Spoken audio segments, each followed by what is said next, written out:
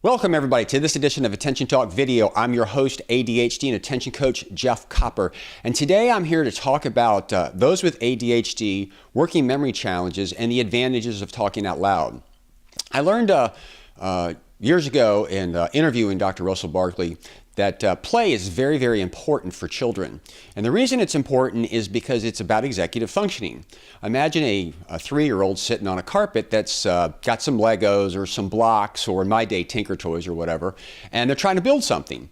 There's a lot of filtering and there's a lot of sequencing that's being done in order to execute. If you ever watch like Animal Planet or something like that, and you see a bunch of lion cubs around playing around, they're actually learning how to hunt, how to pounce, to sequence their timing to stalk prey. And this is very, very important for the development of kids and animals for that matter. In a sense, I call it like an attention exercise because you're exercising your executive functions. Now, the reason I'm having this discussion is at 3 years old, what's interesting to me is developmentally, it's normal for a 3-year-old to actually be talking out loud to themselves as they're playing. Imagine a 3-year-old on a carpet with some blocks. Again, they're sitting there talking about maybe building a tower or whatever, and they're talking out loud and you and I can hear them. That's perfectly fine. Somewhere developmentally between age 3 and 5, that public conversation becomes privatized. It moves into their prefrontal cortex. It's called self-talk. I understand that they actually have done some experiments where they've hooked adults' electrodes up to an adult's face, and they say, imagine like the Star-Spangled Banner and stuff like that. In very low levels, they can see some firing of muscles in your face that would result if you said it. Anyway, needless to say, is going back to where we are, is again, children often talk out loud to themselves when they're playing and it becomes privatized. Same thing happens with play. We begin to, as we get older, begin to visualize maybe the Legos or whatever, kind of running those simulations in our mind.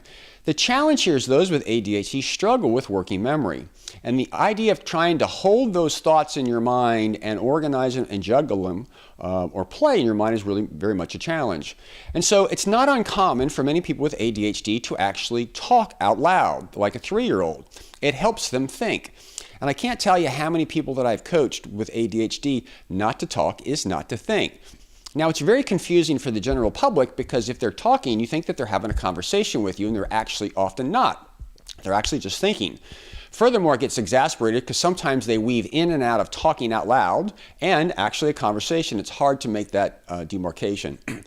The thing about this, though, is if you have ADHD and you find that you talk a lot, and you can begin to witness that you're thinking out loud, and there's different things that are ways for you to tell. One is if you talk and all of a sudden you solve the problem, or if you're talking for a while and sometimes you get to your point that you want to talk about, or maybe you're telling a story often to be able to remember something. If you're like this and you become aware of the function of your talking, it's very great, very interesting, because if you're working with somebody and say, hey, can I talk out loud? Can I bounce my logic out?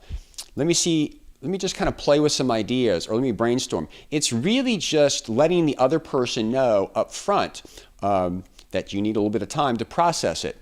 I also find some with ADHD actually need to write out loud. It's really somewhat similar in as much as they're writing their thoughts out, which kind of helps them get out and organize it.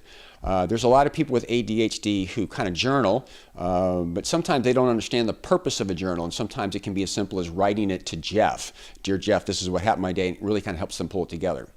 So the point of today's video is that those with ADHD have a challenge working memory, and learning from Dr. Russell Barkley is that it's normal for children to talk out loud because they have a more taxed working memory, and I find the same thing works for many people with ADHD. Matter of fact, it can be very revolutionary for many of them. They've been doing it their entire life, they just didn't know it, and it can be as simple as recognize it and asking for permission from whoever you're with. Can I think out loud for a second?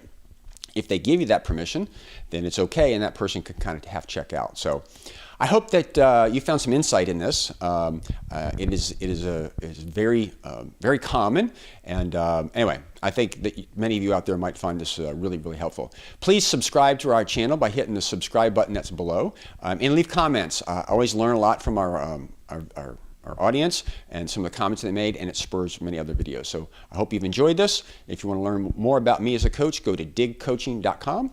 Take care.